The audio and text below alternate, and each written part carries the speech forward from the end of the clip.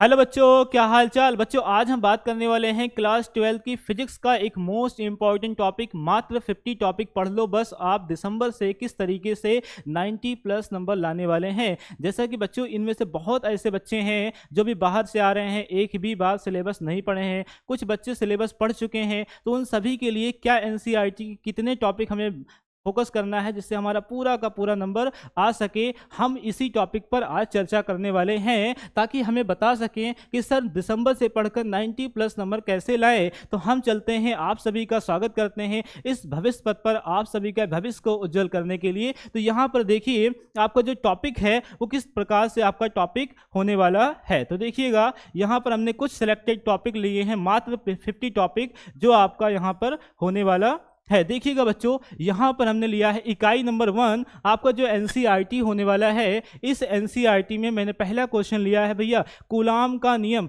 बच्चों ये बहुत ही इंपॉर्टेंट टॉपिक है कूलाम का नियम। तो फर्स्ट चैप्टर आपका इलेक्ट्रिक स्टैटिक्स जो है, इलेक्ट्रोस्टैटिक्स है, वो इलेक्ट्रोस्टैटिक्स का जो पहला चैप्टर है उसमें कूलाम का जो नियम है, इस पर आप सभी को ये नियम याद होना चाहिए और इस पर आपका न्यूमेरिकल भी लगा होना चाहिए। यहाँ पर दूसरा डेरिवेशन है जो 5 नंबर का पूछा जाता है बार बार यूपी बोर्ड के एग्जाम में। ये पूछा जाता है वैद्युत द्विध्रुव के कारण अक्ष व निरक्ष पर वैद्युत क्षेत्र की तीव्रता का व्यंजक। यानी 2 डेरिवेशन है बच्चों, आपने कर चुके होंगे और जो बच्चे नहीं किए हैं वो अच्छे से सुन लें। हम इस चैनल पर आपको हर दिन एक नए लेक्चर में हर एक टॉपिक को बहुत ही बेहतरीन ढंग से प्रोवाइड करने वाले हैं, इसलिए आप इस चैनल पर लगातार बने रहें। यहां पर देखिए मैंने तीसरा टॉपिक चूज किया है, बहुत ही इंपॉर्टेंट टॉपिक बच्चों। यहां पर आप सभी इंपॉर्टेंट लिख लीजिएगा, गॉस का नियम सिद्ध कीजिए तथा अनुप्रयोग। यहां से आपका एकदम फिक्स है कि 5 नंबर का क्वेश्चन मिलने वाला है। गॉस का नियम सिद्ध कीजिए, इसके अनुप्रयोग है अनंत विस्तार के अचालक चादर के कारण उत्पन्न वैद्युत क्षेत्र की तीव्रता, अनंत लंबाई के अचालक तार यानी तार के कारण कितना वैद्युत क्षेत्र की तीव्रता हो रहा है। ये जो टॉपिक है बहुत ही इंपॉर्टेंट टॉपिक होने वाला है, तो इसको आप सभी तैयार कर लीजिएगा। हम भी यहाँ पर आपको बहुत ही अच्छे तरीके से तैयार करवाएंगे। यहाँ पर देखिए हमने चौथा टॉपिक लिया बच्चों संधारित्रों का संयोजन। संधारित्रों का जो संयोजन होता है बच्चों, इस पर आता है न्यूमेरिकल। तो यहाँ पर आपने संधारित्रों का जो संयोजन है यहाँ लिख लीजिएगा। आप सभी को यहाँ से लगाना भैया न्यूमेरिकल को, तो न्यूमेरिकल यहाँ से आपको लगाना है संधारित्रों का संयोजन, श्रेणी क्रम और समांतर क्रम। तो ये चीज़ आप अच्छे से करेंगे। उसके बाद आपको टॉपिक नंबर मिलेगा भैया 5वां क्वेश्चन, यहाँ पर समांतर प्लेट संधारित्र की धारिता। ये बहुत ही इंपॉर्टेंट टॉपिक है, ये भी आपके विगत 8 वर्षों के पेपर से हमने ये सारे टॉपिक को लिया है। उनमें से 5 बार ये क्वेश्चन यूपी बोर्ड में पूछा गया है सभी सेटों में। तो यहां से आपको लिखना है समांतर प्लेट संधारित्र की धारिता का व्यंजक किस प्रकार से आपको निकालना है। उसके बाद आपका आता है आईएमपी क्वेश्चन विभव परिवर्तन। तो विभव परिवर्तन ये 3 मार्क्स का जो क्वेश्चन है, ये बार बार रिपीट किया। विगत 8 वर्षों में हर साल आपका विभव परिवर्तन क्वेश्चन आया हुआ है, तो विभव परिवर्तन पे आपको बहुत फोकस करना है। अब चलते हैं अगले यूनिट पर, देखते हैं अगला आपका सेकंड यूनिट जो है वहां से क्या क्या क्वेश्चन आया है। तो यहाँ पर देखिए अब सेकंड क्वेश्चन आपका जो है वो किस प्रकार से होने वाला है। तो देखिएगा आपका सेकंड इकाई, यहाँ से हम बात करते हैं किस प्रकार से आपका सेकंड इकाई होने वाला है। तो ये देख लेते हैं यहाँ पर आपका जो सेकंड इकाई है वो क्या होगा। सेकंड इकाई में हमने बात किया है यहाँ पर आपका विद्युत धारा। तो जैसा कि आप सभी बच्चों जानते हैं कि आपका जो विद्युत धारा वो चैप्टर ही है। तो विद्युत धारा क्या है, विद्युत धारा की बीमा क्या है, विद्युत धारा का फार्मूला, और इस पर 1 नंबर का बार बार न्यूमेरिकल पूछा गया है। तो विद्युत धारा के नॉर्मल जो आंकिक प्रश्न है उसे आप अच्छे से लगा लीजिएगा। उसके बाद यहाँ से मिलता भैया अपवाह वेग तथा इनका धारा से संबंध, ओम के नियम का निगमन। तो जो धारा से संबंध इनका है ये टॉपिक आप बहुत अच्छे से तैयार करेंगे। ये बार बार पूछा है अनुगमन वेग यानी ड्रिफ्ट वेलोसिटी किस तरीके से इस संबंध को रखता है। उसके बाद क्वेश्चन नंबर 9 है भैया यहाँ पर आंतरिक प्रतिरोध विभवांतर तथा विद्युत वाहक बल में संबंध। और ये बहुत ही इंपॉर्टेंट क्वेश्चन है, बच्चे इस पर ध्यान नहीं देते हैं क्लास में जब सिलेबस पढ़ते हैं। और ये तीनों में जो संबंध है आपका आंतरिक प्रतिरोध, विभवांतर तथा विद्युत वाहक बल में जो संबंध है बच्चों, बहुत ही इंपॉर्टेंट टॉपिक होने वाला है। तो उम्मीद करते हैं कि आप सभी इसको बहुत अच्छी तरीके से तैयार करेंगे। हालांकि आपको इसी चैनल पर हर एक टॉपिक का नोट्स भी मिलेगा फ्री में। उसके बाद में आप सभी का ये हर एक टॉपिक मैं बहुत अच्छे से क्लियर करने वाला हूँ। अब देखिएगा यहाँ पर आपका अगला टॉपिक है भैया किरचॉफ का नियम। ये किरचॉफ का जो नियम है और ओम का नियम जो है, ओम का नियम और किरचॉफ का नियम, ये दोनों नियम से आपका आता है भैया न्यूमेरिकल। तो यहाँ पे बहुत ही ज़रूरी है कि यहाँ से आप न्यूमेरिकल को लगाएं। तो ओम का नियम और किरचॉफ के जो दोनों नियम हैं, तो दोनों नियमों पर आपको क्या लगाना भैया, न्यूमेरिकल को लगाना है। तो यहाँ से आएगा न्यूमेरिकल। उसके बाद बात करते हैं क्वेश्चन नंबर 13। यहाँ पर बात करते हैं प्रतिरोधों के संयोजन पर। प्रतिरोधों के संयोजन पर 5 नंबर के बार बार आपके एक बड़ा सा स्ट्रक्चर का क्वेश्चन आएगा कुछ इस प्रकार से, जैसे कि यहाँ पर प्रतिरोध लगे होंगे, यहाँ पर प्रतिरोध लगा होगा, यहाँ पर प्रतिरोध लगा होगा, ऐसे करके बीच में प्रतिरोध लगा देता है। कुछ इस प्रकार के डायग्राम पर आपके प्रतिरोधों के संयोजन पर क्वेश्चन आने वाला है। तो ऐसे स्ट्रक्चर को व्हीटस्टोन सेतु के तहत स्ट्रक्चर पर, इस पर भी आपको न्यूमेरिकल लगाना है। देखिए यहाँ व्हीटस्टोन सेतु जो प्रतिरोधों का संयोजन है और व्हीटस्टोन सेतु है, ये दोनों का न्यूमेरिकल इस पर इसी प्रकार से दिया जाएगा। आगे यहाँ पर कोई एक प्रतिरोध और जोड़ देगा इस प्रकार से। तो यहाँ पर आपका अलग अलग प्रतिरोध किस प्रकार से बताया जाएगा। तो इस प्रकार से आपको इन सभी टॉपिक का अच्छे से स्क्रीनशॉट ले लेना चाहिए ताकि आप कॉपी में लिख सकें। और आज आप दिसंबर आने वाला है, अभी से मात्र 2 महीने जो बचे हैं, उस 2 महीने में आप किस प्रकार से बहुत अच्छी तरीके से तैयारी कर सकते हैं। चलते हैं अगले पेज पर और बात करते हैं अगला जो टॉपिक है वो क्या होने वाला है। तो यहाँ पर यूनिट नंबर जो 3 है, वो यूनिट नंबर 3 में क्या होगा जरा देखिएगा। तो यहाँ पे यूनिट नंबर 3 पे हम बात कर लेते हैं कि यूनिट नंबर 3 क्या होने वाला है। यूनिट नंबर जो आपका 3 है वो हमने क्वेश्चन लिया 15 नंबर क्वेश्चन में है विद्युत धारा का चुंबकीय प्रभाव तथा चुंबकत्व। ये जो लेसन है विद्युत धारा का चुंबकीय प्रभाव तथा चुंबकत्व, ये भी बार बार पूछता है। तो यहाँ पे इसको भी आप तैयार करेंगे इस लेसन से। अगला मोस्ट इंपॉर्टेंट क्वेश्चन आता भैया बायो-सेवर्ट का नियम। ये पिछले 8 वर्षों के पेपर में सभी सेट में हमने इसको देखा है, ये आपको मिलेगा ही मिलेगा। ये गारंटेड है कि बायो-सेवर्ट के नियम और इसका अनुप्रयोग आपको मिलेगा। तो बायो-सेवर्ट के नियम को बहुत अच्छे तरीके से आपको तैयार करना है। उसके बाद यहाँ देखिए आपको मिल रहा है एम्पियर का नियम तथा अनुप्रयोग। जो यहाँ अनुप्रयोग मैंने लिखा है, इन दोनों नियम के दो अनुप्रयोग हैं, किसी के 3 अनुप्रयोग हैं। उनके अनुप्रयोग को हमें बहुत अच्छे तरीके से देखना है क्योंकि उस पर आते हैं भैया न्यूमेरिकल। अब यहाँ बात करते हैं क्वेश्चन नंबर 18। क्वेश्चन नंबर 18 एक आपका स्ट्रक्चरल फार्मूला आता है जिस पे आपको संचित्र वर्णन करना होता है, आपको चित्र बनाना होता है। ये जो आपका है धारा मापी, इसी को कहते हैं हम गैल्वेनोमीटर, जिससे हम धारा का पता लगाते हैं कि कहीं करंट में का धारा प्रवाहित हो रहा है या नहीं हो रहा है। तो इस टॉपिक को पढ़ने वाले हम लोग को अमीटर तथा वोल्ट मीटर में रूपांतरण, ये क्वेश्चन बहुत इंपॉर्टेंट है। किस प्रकार से अमीटर और वोल्ट मीटर को इसको रूपांतरण करना है, बदलना है। अब आगे बात करते हैं क्वेश्चन नंबर है 19 अनुचुंबकीय, प्रतिचुंबकीय तथा लोह चुंबकीय पदार्थों का वर्गीकरण। किस प्रकार से हम अनुचुंबकीय, प्रतिचुंबकीय तथा लोह चुंबकीय पदार्थों का वर्गीकरण करते हैं। तो बच्चों इसे भी आप अच्छे तरीके से करेंगे। हालांकि आपने जो नहीं पढ़े हैं उसे हम बहुत अच्छे तरीके से पढ़ाने वाले हैं, और जो पढ़ चुके हैं सिलेबस वो 1 शॉट को जरूर देखें। हम हर एक यूनिट का 1 शॉट लाने वाले हैं, जिसे आपको कल से ही प्रोवाइड होगा वीडियो, हर एक यूनिट का 1 शॉट वीडियो। अब यहाँ बात करते हैं 20 नंबर क्वेश्चन, परमाणुीय मॉडल की व्याख्या। ये एक क्वेश्चन बहुत इंपॉर्टेंट बन जाता है आपका चुंबकत्व में से, परमाणुीय मॉडल की व्याख्या। तो इसको भी अच्छे से कर लीजिएगा। अब हम बात कर लेते हैं यूनिट नंबर 3 हो गया आपका। यूनिट नंबर 4 पे चलते हैं और बात करते हैं यूनिट नंबर आपका जो 4 है वो क्या होने वाला है। तो यहाँ से देखिएगा यूनिट नंबर आपका जो 4 है ये किस तरीके से हम समझेंगे। तो यहाँ पर आपका जो यूनिट नंबर 4 है भैया, यूनिट नंबर 4 बहुत ही अच्छा है, बेहतरीन है। मात्र 50 टॉपिक ही आपको पढ़ना है पूरी किताब से। एनसीईआरटी के 9 इकाई हैं, 9 इकाई में से केवल आप मात्र 50 टॉपिक तैयार कर लेंगे तो आपका पूरा का पूरा नंबर कवर अप हो जाएगा। ध्यान देना, मैं कहाँ न्यूमेरिकल लिख रहा हूँ, कहाँ से डेरिवेशन लिख रहा हूँ, वो चीज़ें आपको बहुत अच्छे तरीके से लिखना है। यहाँ पर देखते हैं वैद्युत चुंबकीय प्रेरण तथा प्रत्यावर्ती धाराएं। तो वैद्युत चुंबकीय प्रेरण और प्रत्यावर्ती धाराएं किस तरीके से आपस में कनेक्टेड होते हैं, इसे हमें पढ़ना है। इसके बाद देखिएगा यहाँ से आता है बहुत ही इंपॉर्टेंट क्वेश्चन, फैराडे के नियम। यहाँ से आप सभी को याद भी होगा फैराडे के 2 नियम होते हैं, तो प्रथम नियम और द्वितीय नियम को तैयार करना यहाँ को बहुत ही इंपॉर्टेंट क्वेश्चन है। उसके बाद आपका आता है स्वप्रेरण तथा अन्योन प्रेरण गुणांक। तो स्वप्रेरण और अन्योन प्रेरण गुणांक पर आपके 2 नंबर के आते हैं भैया न्यूमेरिकल। तो यहाँ से आपको लिखना है क्या, न्यूमेरिकल को लगाना है। तो ये फार्मूला जो होता है यहाँ से आपसे न्यूमेरिकल पूछा जाने वाला है। अब देखिए यहाँ पर मैंने लिया है क्वेश्चन नंबर 24, प्रत्यावर्ती धारा तथा वर्ग माध्य मूल मान। प्रत्यावर्ती धारा तथा वर्ग माध्य मूल मान, ये बहुत इंपॉर्टेंट क्वेश्चन है। आपके एलसीआर परिपथ वाला क्वेश्चन जो ट्रांसफार्मर का है, यहाँ पर आपसे मिलेगा भैया न्यूमेरिकल। तो यहाँ ध्यान देना, बच्चे गलती कर देते हैं, यहाँ का न्यूमेरिकल नहीं लगाते और एग्जाम में जाने के बाद उनका कुछ मार्क्स कट जाता है। तो आपको एनसीईआरटी के यहाँ से जो भी क्वेश्चन आने वाले हैं वो क्वेश्चन आप लगा के जाएंगे, तो 2 नंबर और 3 नंबर का जो न्यूमेरिकल आएगा वो आप बहुत अच्छे तरीके से कर पाएंगे, क्योंकि इसका न्यूमेरिकल बहुत आसान होता है। आगे बात करते हैं आपका क्वेश्चन नंबर 25, ट्रांसफार्मर।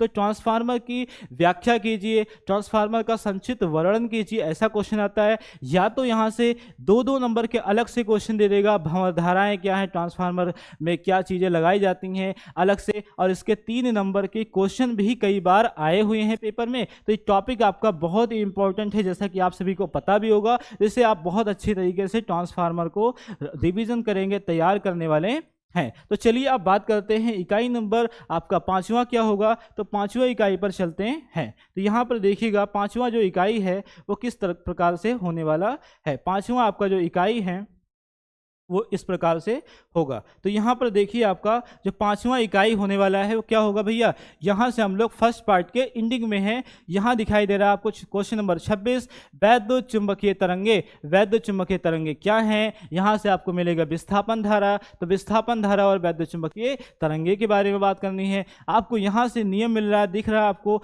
मैक्सवेल का सिद्धांत। ये बार बार क्वेश्चन किया गया है, क्योंकि आपका ये इकाई नंबर 5 के केवल इतने ही क्वेश्चन है और इसी क्वेश्चन में से ही आपको 4 नंबर के क्वेश्चन मिलने वाले है। तो एनसीईआरटी का बस मात्र केवल यही 5 क्वेश्चन आपको मिलेगा, और इसी 5 क्वेश्चन को अगर आप तैयार कर लेते हैं तो ये फिक्स है कि आप ये 4 नंबर बहुत आसानी से गेन करने वाले हैं। यहाँ पर बात करते हैं भैया मैक्सवेल का समीकरण। तो मैक्सवेल के समीकरण पर 1 नंबर का आपका कभी कभी न्यूमेरिकल आ जाता है। तो मैक्सवेल का समीकरण भी बहुविकल्पी यानी ऑप्शनल वाले में टिक करने दे देता है। यहाँ पर बात करते हैं क्वेश्चन नंबर 29, वैद्युत चुंबकीय स्पेक्ट्रम। और ये बहुत ही इंपॉर्टेंट है, क्योंकि 2 नंबर से यहाँ से स्पेक्ट्रम पूछ लेता है गामा रे, एक्स रे के उपयोग में। तो यहाँ से देखना। उसके बाद आप देखिए यहाँ पर विद्युत चुंबकीय तरंगों के उपयोग भी हमने लिख दिया है कि आपका जो स्पेक्ट्रम होगा, जो 7 विद्युत चुंबकीय तरंगें होंगी, उन 7 में किस प्रकार से आपको आपके उनके उपयोग हैं, उनकी तरंगदैर्घ्य है, उसको किस तरीके से आपको तैयार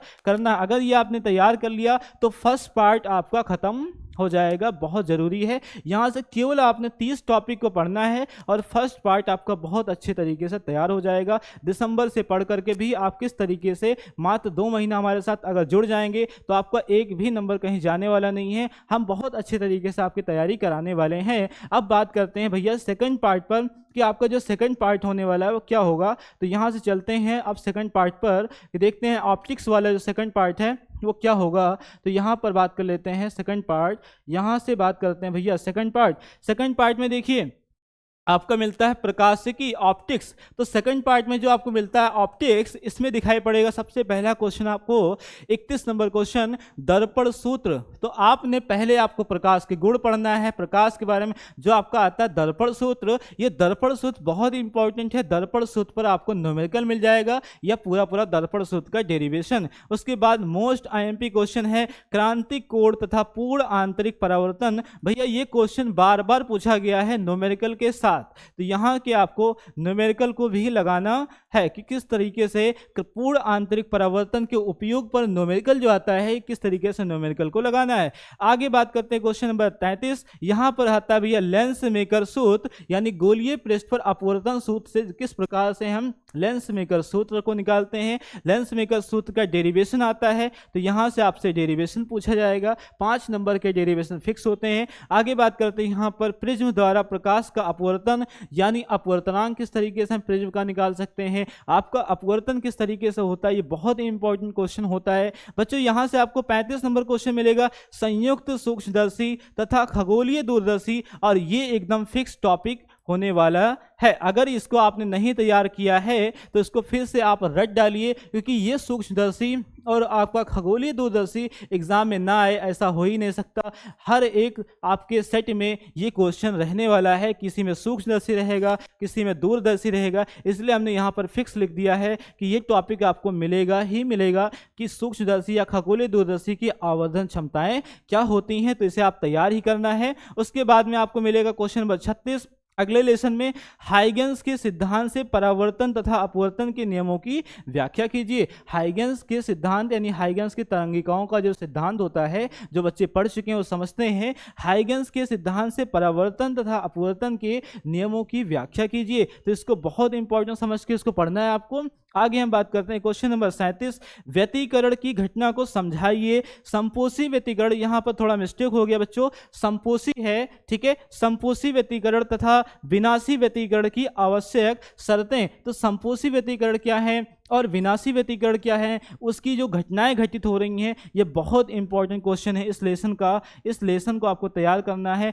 मैंने 50 क्वेश्चन बहुत इंपॉर्टेंट चूज किए हैं, उनमें से भी आपको बता रहे हैं कि कौन सा टॉपिक फिक्स है जिसे आपको नोट डाउन करना है और हमारे साथ जुड़ जाना है। बस आपका 2 महीना चाहिए, जिससे आप 100 में 100 ला सकते हैं, 90 प्लस ला सकते हैं। यहां से बात करते हैं 38 नंबर क्वेश्चन, यंग का प्रयोग। मैंने यहाँ यंग का प्रयोग ही लिखा है, होता है यंग का द्विसलिट प्रयोग, यंग का द्विध्रुवीय प्रयोग। यहाँ पर बात करते हैं यंग का जो द्विसलिट प्रयोग होता है, ये आपसे एक प्रयोग बनवाया जाता है कुछ इस प्रकार से।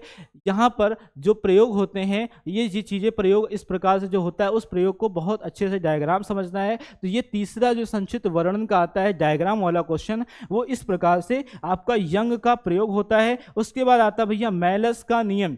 तो मेलस के नियम पर आपसे न्यूमेरिकल पूछा गया है, जितनी बार भी क्वेश्चन आया मेलस पर वो आया है न्यूमेरिकल। तो मेलस के नियम पर आपको न्यूमेरिकल लगाना है, क्योंकि यूपी बोर्ड क्या करता है, एनसीईआरटी के उसी टॉपिक को बार बार रिपीट करता है, तो उस पैटर्न को भी हमें पकड़ना है ताकि हमारा अच्छे से अच्छा मार्क्स आ सके। अब बात करते हैं अगले पार्ट पर, अगले यूनिट में। तो यहाँ पर चलते हैं अगले पार्ट पर, यानी अगला यूनिट हमारा क्या होने वाला है, क्वेश्चन आपका यूनिट नंबर 7 हो जाएगा। तो यहाँ पर बात कर लेते हैं आपका, तो अगला क्वेश्चन हमारा है क्वेश्चन नंबर 40। तो क्वेश्चन नंबर 40 पे बात कर लेते हैं आपका, यहाँ से होने वाला है भैया प्रकाश वैद्युत प्रभाव। क्या क्वेश्चन आएगा, प्रकाश वैद्युत प्रभाव, फोटो इलेक्ट्रिक इफेक्ट। तो प्रकाश का विद्युत जो प्रभाव है वो किस प्रकार से होता है, प्रकाश का विद्युत प्रभाव जब आप किसी धातु पर क्या डालते हैं, प्रकाश को डालते हैं, वो वाली घटना। यहाँ पर अगली घटना हमें सीखनी है डी ब्रोगली की परिकल्पनाएं। तो डी ब्रोगली की परिकल्पनाएं और इस पर न्यूमेरिकल बहुत जरूरी है आप सभी को सीखना। तो यहाँ से डी ब्रोगली पर कुछ न्यूमेरिकल है इंपॉर्टेंट एनसीईआरटी में जो आपको लगाना है, ये बार बार क्वेश्चन पूछा गया है। उसके बाद आता है सबसे इंपॉर्टेंट क्वेश्चन इस लेसन का, आइंस्टीन प्रकाश विद्युत समीकरण। क्या आता भैया, आइंस्टीन प्रकाश विद्युत समीकरण। ये क्वेश्चन आएगा ही आएगा, इसको भी फिक्स मानिएगा आप सभी। यहां से आपसे आइंस्टीन प्रकाश विद्युत समीकरण जो डेरिवेशन है, ये डेरिवेशन बच्चों पूछता है, बहुत इंपॉर्टेंट क्वेश्चन है। अब हम बढ़ते हैं अगले सेट पर। यहां पर देखिएगा अगला जो आपका सेट है वो सेट कुछ इस प्रकार से दिखाई देगा, देखना। यहाँ पर आपका जो यूनिट नंबर 8 है, वो यूनिट नंबर 8 में क्या बोला गया है, 43 नंबर क्वेश्चन। यहाँ से देखिए रदरफोर्ड तथा बोर का परमाणु मॉडल। बच्चों ये अलग अलग क्वेश्चन है, रदरफोर्ड का परमाणु मॉडल अलग होता है, बोर का परमाणु मॉडल क्या होता है, अलग होता है। लेकिन हमने क्वेश्चन एक ही में किया क्योंकि दोनों टॉपिक एक जैसा है, दोनों साथ में कभी भी नहीं आते, अलग अलग आता है। किसी सेट में आपका रदरफोर्ड का परमाणु मॉडल तथा कमियां बताइए, और किसी सेट में आपका आता है बोर मॉडल का कमियां बताइए। तो आपको बोर का परमाणु मॉडल तथा रदरफोर्ड के परमाणु मॉडल को तैयार करना है, ताकि यहां से आप एक का लिख सकें। जिस प्रकार से आपके हिंदी में जीवन परिचय होता है कि वो फिक्स होता आएगा, लेकिन आपको पता नहीं है कौन सा आएगा, इसी प्रकार आपके 12th फिजिक्स में ये फिक्स है कि ये आएगा, लेकिन आपको ये नहीं पता है कि बोर का आएगा या इसका आएगा। तो दोनों तैयार करना ताकि एक आप अच्छे से लिख पाएं। बहुत आसान टॉपिक है। आगे बात करते हैं, यहाँ आप रदरफोर्ड तथा बोर का परमाणु मॉडल बहुत अच्छे तरीके से तैयार करेंगे। अब अगला टॉपिक हम बात करते हैं क्वेश्चन नंबर 44। यहाँ से मिलता भैया हाइड्रोजन स्पेक्ट्रम। हाइड्रोजन स्पेक्ट्रम जो होता है, अलग अलग श्रेणियां होती हैं, लाइमन श्रेणी, बामर श्रेणी, पास्चन श्रेणी। तो अलग अलग जो श्रेणियां हैं उन श्रेणियों को याद करना है, ताकि अलग अलग यहां से 2 नंबर के क्वेश्चन पूछ लेता है कि बामर श्रेणी तथा लाइमन श्रेणी क्या है, या इस पर भैया इसका जो तरंग दैर्ध्य निकालने क्वेश्चन है वो 2 नंबर का न्यूमेरिकल पूछ लेता है। तो ध्यान देने यहां से न्यूमेरिकल को भी बहुत अच्छे से हाइड्रोजन स्पेक्ट्रम में लगाना है। आगे हम बात करें क्वेश्चन नंबर 45 को अगर, तो 45 नंबर क्वेश्चन में आपको दिखेगा समस्थानिक, समभारिक तथा सम न्यूट्रॉनिक। ये चीज़ें आपको याद भी होंगी क्योंकि क्लास 11 का ही केमिस्ट्री का टॉपिक है, और यहाँ ये आकर के फिजिक्स में बताया गया है समस्थानिक, समभारिक तथा सम न्यूट्रॉनिक का कारण कि इसे किस तरह से बनाया गया है अलग अलग नाभिकों को। तो इसको भी आप रिवीजन करेंगे, ये बार बार क्वेश्चन करता है, थ्योरेटिकल क्वेश्चन है, बहुत आसान। उसके बाद आप बात करेंगे क्वेश्चन नंबर 46 पर। क्वेश्चन नंबर 46 होता है बच्चों यहाँ पर द्रव्यमान क्षति बंधन ऊर्जा।